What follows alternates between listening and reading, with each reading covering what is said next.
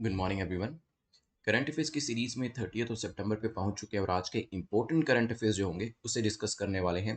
This is brief introduction about me. My name is Prince Luthra, all India rank 577 from UPSC CSC 2014 batch.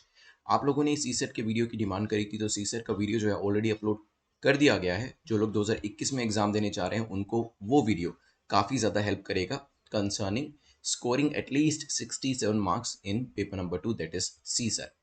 आज के जो topics रहने वाले हैं उसके अंदर हम कुछ आर्टिकल्स को लेकर डिस्कशन करेंगे, पीएम कुसुम स्कीम के बारे में जानेंगे, पूसा बासमती के बारे में डिस्कशन करने वाले हैं, सैटेलाइट्स को डिस्कस करने वाले हैं, air space map of India को डिस्कस करेंगे, बस्सी वाइल्ड लाइफ सेंचुरी को डिस्कस करते हुए देन ESZ को डिस्कस करेंगे, देन ट्रॉपिकल साइक्लोन्स को डिस्कस करेंगे और आखिरी के जो दो क्वेश्चन होने वाले हैं वो मैप के ऊपर होने वाले हैं।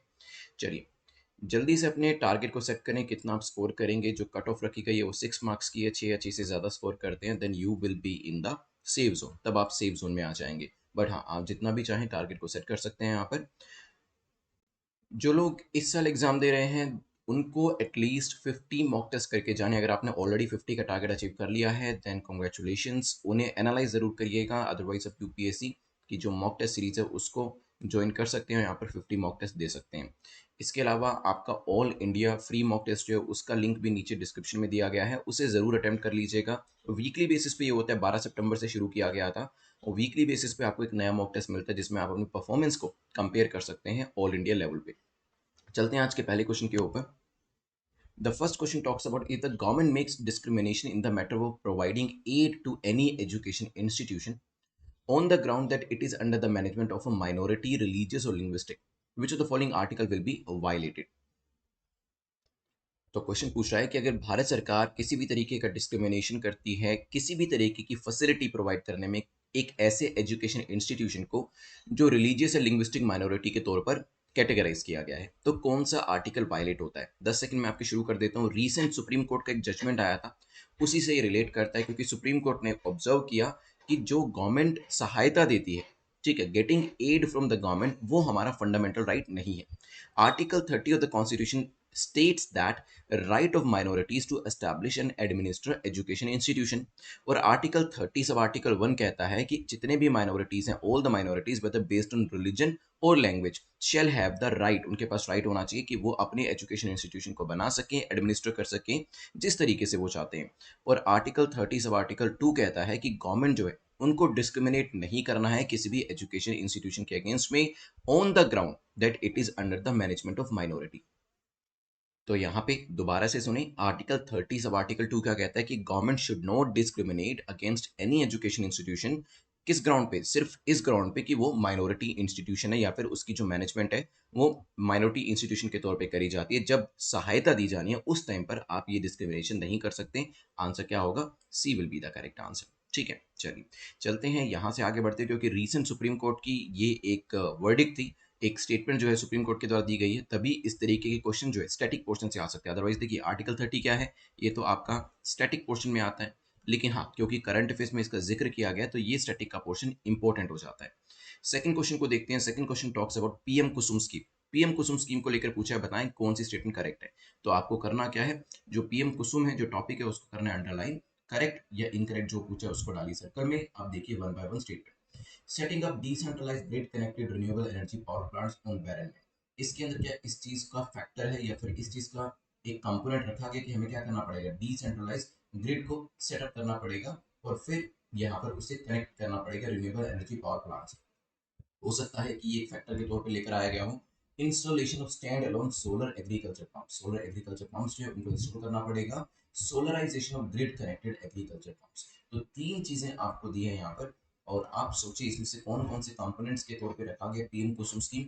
यूनियन मिनिस्टर ऑफ पावर जो है, union minister of power new and renewable energy, उन्होंने रिसेंटली रिव्यू किया इस स्कीम को, पीएम कुसुम स्कीम को, और रीअफर्म किया कि गवर्नमेंट का जो कमिटमेंट है वो सोलर पंप अडॉप्शन को लेकर पूरी तरह से है। तो यहाँ पे 100% कमिटमेंट दिखाया जो हमारे यहाँ पे मंत्री थे उन्होंने। तो यस, इसके अंदर stand alone solar agriculture pump को डालने की बात करी गई थी और साथ ही साथ ग्रिड से भी कनेक्ट करने की बात करी गई थी। इससे होगा क्या, बेसिकली एक ऑल्टरनेटिव सोर्स ऑफ एनर्जी जो है वो फार्मर्स को मिलेगा। ठीक है, पीएम कुसुम स्कीम को 2019 के अंदर लॉन्च किया गया।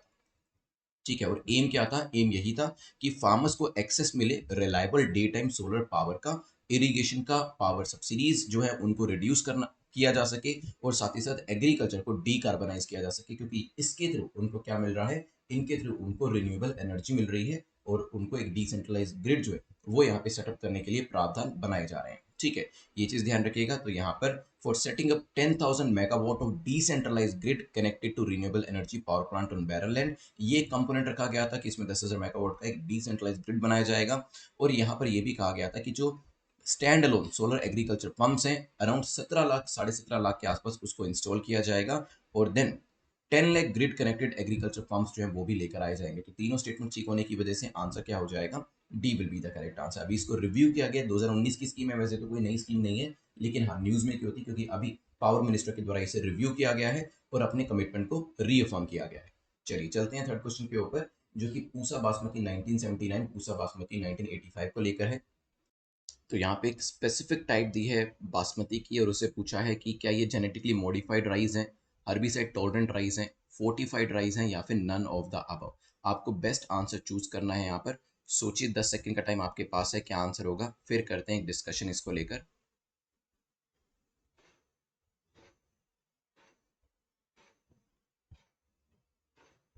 चलिए, time period is almost over. तो यहाँ पर हुआ क्या है, आई ए आर आई क्या है, इंडियन एग्रीकल्चर रिसर्च इंस्टीट्यूट ने डेवलप किया है इंडिया का पहला, India first ever non GM, genetically modified नहीं है, नॉन जीएम है, हर्बिसाइड टॉलरेंट राइस वैरायटी। वैसे यूजुअली अगर आप देखेंगे जितने भी इस तरीके की चीज़ें पैदा करी जाती हैं, चाहे वो हर्बिसाइड टॉलरेंट हो या फिर अगर कम भी पानी होगा तो भी अच्छे से फसल आप उगा सकेंगे, ये सब चीज़ें आपको जेनेटिकली मॉडिफाइड चीज़ों में ही या फिर प्रोडक्ट्स में ही मिलती हैं। लेकिन प्रॉब्लम क्या होती है जेनेटिकली मॉडिफाइड की, अपनी अलग से प्रॉब्लम्स हैं कि उनको किसी ना किसी तरीके से जो फर्टिलिटी होती है सोइल की वो काफ़ी कम कर देते हैं। तो शॉर्ट टर्म के लिए जीएम क्रॉप अच्छी हैं, लॉन्ग टर्म के लिए नहीं है, इसी वजह से non GM is a better option, जो कि हमारे यहाँ पे जो इंडियन एग्रीकल्चर रिसर्च इंस्टीट्यूट है इन्होंने करके दिखाया है। क्योंकि हर्बिसाइड टॉलरेंट राइस वैरायटी इनके द्वारा पैदा करी गई है, Pusa Basmati 1979, Pusa Basmati 1985 are the two new rice varieties that contain mutated aceto lactate synthesis. क्या है, एएलएस। इसमें क्या है, एएलएस है, एसीटो लैक्टेट सिंथेसिस। ये एक जीन है that makes it possible for the farmers, जिससे क्या होगा, जिससे आप हर्बिसाइड टॉलरेंट राइस वैरायटी जो इसको पैदा कर पाएंगे, वो भी बिना जीएम के। ठीक है, तो करेक्ट आंसर क्या हो जाएगा, B will be the correct answer. चलते हैं यहाँ से आगे बढ़ते हुए, जो आपकी चावल की नई वैरायटी आई है उससे आगे बढ़ते हुए नेक्स्ट क्वेश्चन, क्वेश्चन नंबर 4 को देखते हैं। What is the main purpose of Sentinel two satellites and Landsat satellites, जिसको रिसेंटली न्यूज में देखा गया है। टाइम पीरियड में शुरू कर देता हूँ। क्या इसका पर्पस कम्युनिकेशन है, कम्युनिकेशन सैटेलाइट्स हैं, ये क्या रिकॉनेसेंस सैटेलाइट है, सिक्योरिटी एजेंसी के लिए लेकर आई गई हैं, अर्थ ऑब्जर्वेशन सैटेलाइट्स हैं, या फिर नन ऑफ द अबव। देखिए बहुत बार ऐसा हो सकता है कि सैटेलाइट के मल्टीपल पर्पस हों, लेकिन मेन पर्पस क्या है, तभी कहते हैं यूपीएससी के अंदर कई बार इस तरीके के ऑप्शंस होते हैं जहां पर आपको बेस्ट आंसर चूज करना होता है। इवन दो बेटर आंसर भी आपका ऑप्शन में होता है और गुड आंसर भी आपका ऑप्शन में होता है, लेकिन आपको चूज क्या करना है, आपको बेस्ट आंसर चूज करना है। लैंडसेट 9 एक नासा का सैटेलाइट है जिसे सक्सेसफुली लॉन्च किया गया अभी कैलिफोर्निया बेस से, और Landsat satellites are the earth monitoring satellites. ठीक है, विद द फर्स्ट जो इसमें लॉन्च किया गया था वो 1972 में लॉन्च किया गया था। They have collected images of our planet, तो हमारे यहाँ पे हमारी जो धरती है उसके ऊपर लैंड यूसेज कैसा है, लैंड यूसेज चेंज कैसे हो रहा है, फॉरेस्ट पहले कितना हुआ करता था, अब फॉरेस्ट कितना है। ठीक है, ये सब डेटा जो है, ये सब इन्फॉर्मेशन जो है वो इनके द्वारा प्रोवाइड किया जा रहा है। So these are the earth observation satellites. Answer क्या हो जाएगा, C will be the correct answer. ठीक है, तो यहाँ पे पर्पस ऑफ सैटेलाइट जो है वो कई बार पूछ लिया जाता है एग्जाम में कि ये किस चीज के लिए ये सैटेलाइट लेकर आया गया है। चलिए चलते हैं नेक्स्ट क्वेश्चन के ऊपर। क्वेश्चन नंबर 5 बात करता है air space map of India को लेकर। बताएं कौन सी स्टेटमेंट इसको लेकर करेक्ट है, कौन सा कथन सही है air space map of India को लेकर।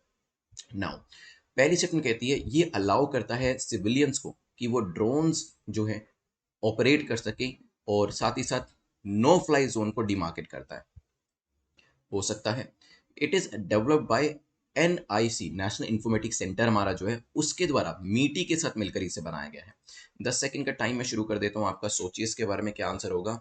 Recently air space map of India जो है इसे लेकर आया गया है ताकि ड्रोन्स का ऑपरेशन हमारी कंट्री में सही तरीके से किया जा सके। आप जानते हैं कि बीच में ड्रोन्स को लेकर काफ़ी ज़्यादा रिस्ट्रिक्शंस थी और वो मिनिस्ट्री ऑफ सिविल एविएशन के द्वारा इम्पोज करी गई थी, and for the right reasons. लेकिन जैसे जैसे हम चीज़ों को मैनेज करते जा रहे हैं उसी तरीके से हम यहाँ पर जो ये ड्रोन्स का एरिया है इसे भी थोड़ा सा लिबरलाइज करते जा रहे हैं। मिनिस्ट्री ऑफ सिविल एविएशन के द्वारा लॉन्च किया गया air space map of India, ताकि ड्रोन्स के ऑपरेशंस करे जा सके। Air space map of India जो है ये अलाउ करेगा सिविलियन ड्रोन ऑपरेटर्स को, ताकि वो नो फ्लाइंग जोन जो है उसको डिमार्केट कर सके, चेक कर सके, ताकि वहां पर वो एंट्री ना करें। यहाँ पर 3 एरियाज में इसको डिवाइड किया है। आपका एरिया है रेड, आपका एरिया है येलो, आपका एरिया है ग्रीन। इन 3 एरियाज के अंदर इसे डिवाइड किया गया है। ग्रीन जोन जो है ये ऑफकोर्स जैसे नाम से ही पता चल रहा है कि यहाँ पर आप बिना किसी परमिशन के जा सकते हैं, और इसी तरीके से रेड जो है वो टोटली मना किया हुआ है। येलो के अंदर आपको परमिशन जो है वो कुछ एजेंसी से लेनी पड़ती है। ठीक है, तो इस तरीके से 3 एरियाज को डिमार्केट किया है। बट हाँ, अगर आप स्टेटमेंट बाय स्टेटमेंट चलेंगे तो यहाँ पे जो पहली स्टेटमेंट है वो तो इनकरेक्ट हो जाती है। क्या air space map of India जो है ये किसके द्वारा लेकर आया गया है? यहाँ पे मिनिस्ट्री ऑफ सिविल एविएशन के द्वारा air space map of India को लॉन्च किया गया है। ठीक है, तो यहाँ पर एनआईसी वाली स्टेटमेंट आपकी इनकरेक्ट है, लेकिन हाँ, पहली जो स्टेटमेंट है वो आपकी करेक्ट हो जाती है। आंसर क्या होगा? यहाँ पर A will be the correct answer. जो आपका मैप है इसे वैसे डेवलप तो map my India and IT services के द्वारा किया गया है, इसमें डीजीसीए का भी रोल है, और फाइनली सिविल एविएशन के द्वारा इसे लॉन्च कर दिया गया है। ठीक है, डेवलप किसके द्वारा किया गया? Map my India and IT services के द्वारा। करेक्ट आंसर क्या होगा? ए। जो आज 6 बजे हमारा लेक्चर होगा, जो हमारा करंट अफेयर्स का बैच चल रहा है, ये जो एमसीक्यूज हैं इसकी फर्दर एक्सप्लेनेशन जो होगी, जैसे कि रेड जोन क्या होता है, येलो जोन क्या होता है, ग्रीन जोन क्या होता है, ये हम वहां पर करने वाले हैं। ठीक है, तो एमसीक्यूज जो है आप अटेम्प्ट करें, यहाँ पर आपको बेसिक आइडिया चीज़ों के बारे में लग जाएगा। फॉर फर्दर एक्सप्लेनेशन हम लोग करंट अफेयर्स के अंदर तो डेफिनेटली पूरी तफसील से जो 1.5 घंटे का हमारा लेक्चर रहता है वहां पर इसे डिस्कस करते ही हैं। चलिए, चलते हैं यहाँ से आगे बढ़ते हुए क्वेश्चन नंबर 6 के ऊपर। उससे पहले आप लोग 100 डेज की जो सीरीज है वो सब्सक्राइब कर सकते हैं। This is for the students जो कि 2022 के लिए तैयारी कर रहे हैं, और अगर आपको बेसिक आइडिया है अपनी प्रिपरेशन को लेकर, then you can go for crack UPC exam in 100 days. 100 days के अंदर आप जो वेरियस एरियाज होते हैं स्टैटिक पोर्शन के उसको कवर कर सकते हैं। करंट अफेयर्स तो हम कवर कर ही रहे हैं। So this is the crash course for the student जो कि नेक्स्ट ईयर एग्जाम देना चाहते हैं। लेकिन हाँ, अगर आपको बिल्कुल भी एग्जाम के बारे में आइडिया नहीं है, आप बिल्कुल बेसिक से शुरू करना चाहते हैं, then you can go for mission UPSC 2022। चलिए, चलते हैं यहाँ से आगे बढ़ते हुए नेक्स्ट टॉपिक के ऊपर। In which of the following states is Bassi wild life sanctuary situated? तो बस्सी वाइल्ड लाइफ सेंचुरी जो है वो कहाँ पर सिचुएट करती है, कहाँ पर लोकेट करती है? 4 राज्यों के नाम आपको दिए हैं, गुजरात के अंदर, महाराष्ट्र, कर्नाटका या फिर राजस्थान। नेशनल ग्रीन ट्राइब्यूनल ने रिफ्यूज किया है अभी to vacate its order prohibiting mining operation within 10 kilometre of Bassi wild life sanctuary. Chittorgarh Rajasthan के अंदर है। तो यहाँ पे एनजीटी जो इस तरीके की डिसीजन लेती रहती है कि कहाँ पर माइनिंग करनी है, कहाँ पर माइनिंग को रोकना है। ठीक है, तो यहाँ पर अभी एनजीटी ने अपनी जो डिसीजन था उसको विड्रॉ करने से मना किया है, और इस सेंचुरी को बचाने की कोशिश जो है वो करी गई है। कहाँ पर लोकेट करती है? चित्तौड़गढ़ राजस्थान में है। तो आंसर क्या हो जाएगा? डी आंसर यहाँ पर हो जाएगा। बस्सी वाले सेंचुरी जो है चित्तौड़गढ़ डिस्ट्रिक्ट में, राजस्थान में, एंड ये लोकेट करती है जो बस्सी फोर्ट पैलेस है उससे सिर्फ 5 किलोमीटर की दूरी पे। 1988 में इसे एस्टैब्लिश किया गया था on the western border of Vindhyachal range, और इसके अंदर Bassi and Orai dam, 2 dam जो हैं वो भी इंक्लूड करते हैं। तो वैसे भी ये काफ़ी सेंसिटिव एरिया हो जाता है क्योंकि डैम्स भी यहाँ पर अवेलेबल है। यहाँ पर अगर आप फ्लोरा फोना की बात करेंगे तो आपको wild boar, panther, mongoose, migratory birds, antelope, ये सभी जीव जो है मिल जाएंगे। Correct answer will be D. चलते हैं यहाँ से आगे बढ़ते हुए नेक्स्ट क्वेश्चन के ऊपर, which is question number 7। Question number 7 जो है वो ESZ के बारे में, इको सेंसिटिव जोन के बारे में पूछा गया है कि बताएं कौन सी स्टेटमेंट इको सेंसिटिव जोन को लेकर करेक्ट है। क्योंकि आप जानते हैं आपके प्रीलिम्स एग्जाम के अंदर जो एनवायरमेंट इकोलॉजी है वहां से भी क्वेश्चन पूछे जाते हैं। तो 2 स्टेटमेंट्स यहाँ पे दिए। An area of 10 square kilometre around the protected area, उसे कंपल्सरी हम ESZ मानते हैं। हो सकता है ESZ are finalised by state government on the recommendation of national board for wild life. तो किसके द्वारा रिकमेंडेशन दी जाती है, किसके द्वारा डिसीजन लिया जाता है, वो भी यहाँ पर दिया। सोचिए इसके बारे में। एनजीटी को लेकर ही ये क्वेश्चन बनाया गया, क्योंकि आप जानते हैं कि जो Bassi wild life sanctuary Chittorgarh Rajasthan में है, इसके आसपास के एरियाज के अंदर माइनिंग ऑपरेशन जो है वो मना किए गए थे, तभी ये क्वेश्चन जो है यहाँ पर बनाए गए। अब आते हैं यहाँ पे इकोलॉजिकल सेंसिटिव जोन। एक चीज ध्यान रखिएगा, इकोलॉजिकल सेंसिटिव जोन को इकोलॉजिकल फ्रेजाइल एरिया भी कहा जाता है। तो एग्जाम के अंदर दोनों में से कोई भी टर्मिनोलॉजी यूज करी जा सकती है। It is basically the area in India notified by ministry of environment, forest and climate change around the protected area. ठीक है, जैसे कि नेशनल पार्क्स हो गए, वाइल्ड लाइफ सेंचुरीज हो गई।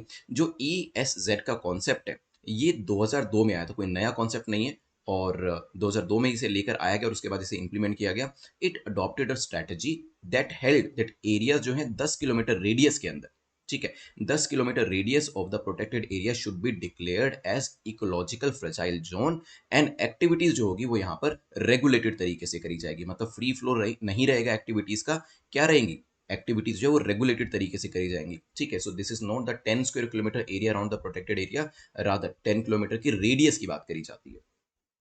और इसमें जो रेंज रखी गई थी, मान लीजिए कि कोई प्रोटेक्टेड एरिया है तो 0 से 10 किलोमीटर तक रेडियस में हम उस एरिया को प्रोटेक्ट कर सकते हैं। फॉर एग्जाम्पल यहाँ पे आपकी कोई वाइल्ड लाइफ सेंचुरी या नेशनल पार्क है, ठीक है, तो इसकी रेडियस जो होगी उसमें 10 किलोमीटर तक, 0 to 10 किलोमीटर तक एरिया को आप बचा सकते हैं। आप 5 भी कर सकते हैं, आप 10 भी कर सकते हैं, and in certain exceptional cases even 10 के बियॉन्ड 20 किलोमीटर या फिर ज्यादा किलोमीटर तक भी जा सकते हैं। ठीक है, सो ध्यान रखिएगा यहाँ पर पहली स्टेटमेंट आपकी इनकरेक्ट हो जाती है, because we are not talking about 10 square kilometre, we are talking about the radius जो कि 0 to 10 तक वेरी कर सकती है, and in certain exceptional circumstances it can even go beyond 10 kilometre, कुछ सर्कमस्टेंसेज के अंदर 10 किलोमीटर की रेडियस के बियॉन्ड भी ये जा सकती है।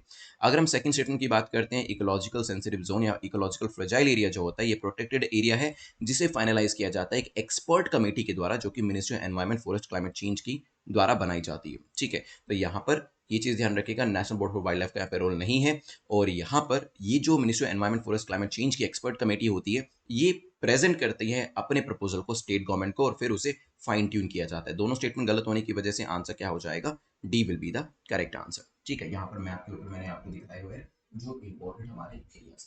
चलते हैं क्वेश्चन नंबर 8 के ऊपर जो कि ट्रॉपिकल साइक्लोन्स को लेकर पूछ रहा है, बताएं कौन सी स्टेटमेंट करेक्ट है। सेंटर ऑफ द साइक्लोन, सबसे पहले अंडरलाइन करें, centre of the cyclone is stormy with a very high air pressure. तो जो सेंटर ऑफ द साइक्लोन होता है वहां पर काफी ज्यादा प्रेशर होता है और काफी स्टॉर्मी होता है, हो सकता है। Then the cyclone wind system circulates in an anti-clockwise direction in the northern hemisphere और clockwise in the southern hemisphere। Basic question है बिल्कुल, क्योंकि आजकल आप जानते हैं कि साइक्लोन्स काफी न्यूज में है, साइक्लोन गुलाब जो था वो भी काफी न्यूज में था, और ये बेसिक क्वेश्चन आपका एनसीईआरटी से बनाया गया है, क्योंकि करंट अफेयर्स को लेके जो क्वेश्चन होगा वो स्टैटिक में से ही पूछा जाएगा अगर इस तरीके का टॉपिक है तो। इंडियन मेट्रोलॉजिकल डिपार्टमेंट ने कहा है कि जो साइक्लोन गुलाब है वो अभी वीकन हो रहा है, ठीक है, लो प्रेशर में, and will bring heavy rainfall in several states. तो यहाँ पे हमने देखा पीछे भी काफी सारे राज्यों के अंदर, इवन ईस्टर्न कोस्ट के ऊपर, वेस्टर्न कोस्ट के ऊपर, महाराष्ट्र वेस्ट बंगाल के अंदर काफी ज्यादा बारिश होती है, वो साइक्लोन गुलाब की वजह से देखने को मिली।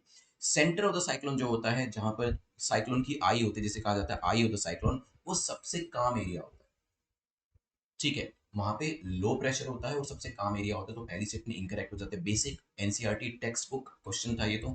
साइक्लोन विंड सिस्टम जो है बिल्कुल ठीक है, अगर आप देखेंगे नॉर्दर्न हेमिस्फीयर में ये एंटी क्लॉकवाइज घूमता है और सदर्न हेमिस्फीयर में ये क्लॉकवाइज घूमता है, तो सेकंड स्टेटमेंट ठीक हो जाएगी, आंसर विल बी बी। अब यहाँ पर ज्योग्राफी के जो लेक्चर्स हैं exam.network.com पे, वहां पर मैंने इन चीजों के बारे में एक्सप्लेन किया है। तो क्वेश्चन नंबर 8 जो है वो भी हमारा कंप्लीट होता है। अभी 2 मैप के क्वेश्चन मैं आपको देने वाला हूँ, सो बी रेडी फॉर दैट। चलिए चलते हैं नेक्स्ट क्वेश्चन के ऊपर, विच इज क्वेश्चन नंबर 9। चलिए क्वेश्चन नंबर 9 जो है बात कर रहा है कि बताएं कौन सा पेयर आपके यहाँ पर करेक्टली मैच करता है। आप जानते हैं ब्लू, जो हमारी बीचेज है, ब्लू ब्लू फ्लैग्स बीचेज जो है उसका नंबर अभी इंक्रीज हुआ है, और जो FEE के द्वारा सर्टिफाइड किया जाता है, सर्टिफिकेशन दिया जाता है, उसके तहत आपने कुछ नई बीचेस को भी एंटर किया है। तो यहाँ पर कुछ बीचेस के नाम दिए और उनकी लोकेशंस के नाम दिए, आपको बताना है कि कौन सा करेक्टली मैच कर रहा है। फिर मैं आपको भारत के अंदर जितनी बीचेस अवेलेबल हैं, क्योंकि पहले एक्स अमाउंट ऑफ बीचेस थी और 2 अभी नई ऐड हुई हैं, पहले कितनी थी बताइए मुझे कमेंट सेक्शन के अंदर, उनके नाम मैं आपको बताने वाला हूँ। तो यहाँ पे ईडन बीच क्या पुदुचेरी से, एक बार देखिए यहाँ पर सारी बीचेस जो हैं आपको एक बार मैं इस इन्फोग्राफिक में, जो गवर्नमेंट का इन्फोग्राफिक है ministry environment forest climate change का। गोखला बीच आपकी दीव में है, शिवराजपुर बीच गुजरात में, देन कासरगोड बीच है आपकी कर्नाटका में, देन आपका पुदुबिद्री है कर्नाटका में, कपल बीच अभी ऐड करी गई थी केरला के अंदर है, और इवन जो आपकी ईडन बीच है इसको भी अभी ऐड किया गया, कोवलम बीच तमिलनाडु की है, गोल्डन ओडिशा की, एंड देन रुद्रनगर है अंडमान निकोबार की, ऋषिकोंडा फ्रॉम आंध्र प्रदेश। ठीक है, तो ये कुछ बीचीज हैं हमारे पास, अभी 10 बीचीज यहाँ पर अवेलेबल है। तो करेक्ट आंसर होगा यहाँ पे, क्योंकि तीनों ही करेक्टली मैच कर रहे हैं, बिल्कुल सही लोकेशन दी है, D will be the correct answer. आपको सारी बीचीज की लोकेशन पता होनी चाहिए, एग्जाम में पूछा जा सकता है, रटे हुए नाम ना हो तो भी चलेगा, लेकिन हाँ एटलीस्ट ये जरूर हो कि अगर एग्जाम में आता है तो आप उसको आइडेंटिफाई कर पाए। लास्ट क्वेश्चन पूछता है अरावली कहाँ से पास करता है, दिल्ली से, हरियाणा से, गुजरात से।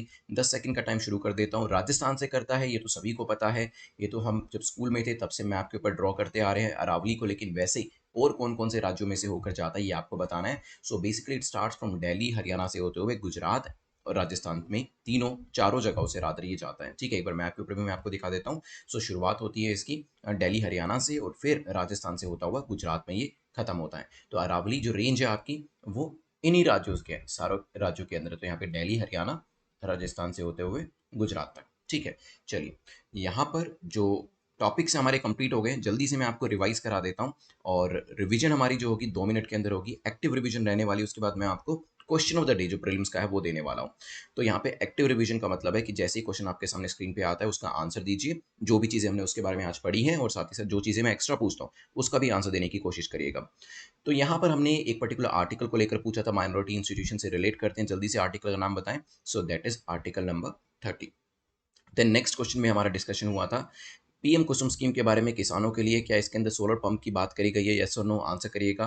ग्रिड कनेक्शन की बात इसमें करी गई थी, ये भी ध्यान रखिएगा। और 2019 में स्कीम को लॉन्च किया गया, अभी इसको रिव्यू किया जा रहा है और इसमें यस सोलर पंप्स को इंस्टॉल करने की बात करी गई है। ठीक है, देन नेक्स्ट क्वेश्चन का डिस्कशन हुआ था पूसा बासमती को लेकर, क्या ये जीएम क्रॉप है या नॉन जीएम है, ये बताइए मुझे। सो IARI के द्वारा बनाया गया है इसे हर्बिसाइड टॉलरेंट राइस, जो कि एक नॉन जीएम प्रोडक्ट है, ध्यान रखिएगा।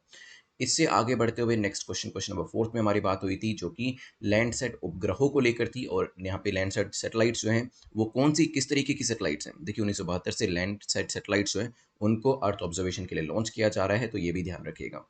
नेक्स्ट टॉपिक में जो डिस्कशन हमारा हुआ वो एरोस्पेस या air space map of India के बारे में हुआ, मिनिस्ट्री ऑफ सिविल एविएशन के द्वारा लॉन्च किया गया, मैप माई इंडिया के द्वारा बनाया गया है, ये ध्यान रखिएगा। साथ ही साथ इसका मकसद क्या है, 3 एरियाज में पूरे हमारे एयर एरिया को डिवाइड किया गया है, जिसमें रेड जोन, ग्रीन जोन और येलो जोन जो है वो रखे गए हैं। ठीक है, चलिए ध्यान रखिएगा। आप में से काफ़ी सारे स्टूडेंट पूछ रहे थे कि सर क्रैश कोर्स और मिशन यूपीएससी में क्या डिफरेंस है। देखिए अगर आपको बेसिक आइडिया है, 2022 में एग्जाम दे रहे हैं और कुछ एनसीईआरटीज वगैरह आपने पढ़ी हैं, आपको पता है बेसिक आइडिया है, फाउंडेशन आपका रेडी है, देन आप क्रैश कोर्स के लिए जा सकते हो। और अगर आपको कोई भी आइडिया नहीं है एग्जाम को लेकर, बिल्कुल जीरो से स्टार्ट करना चाहते हैं, तो you can go for mission UPSC 2022। ये बेसिक डिफरेंस है दोनों के बीच में।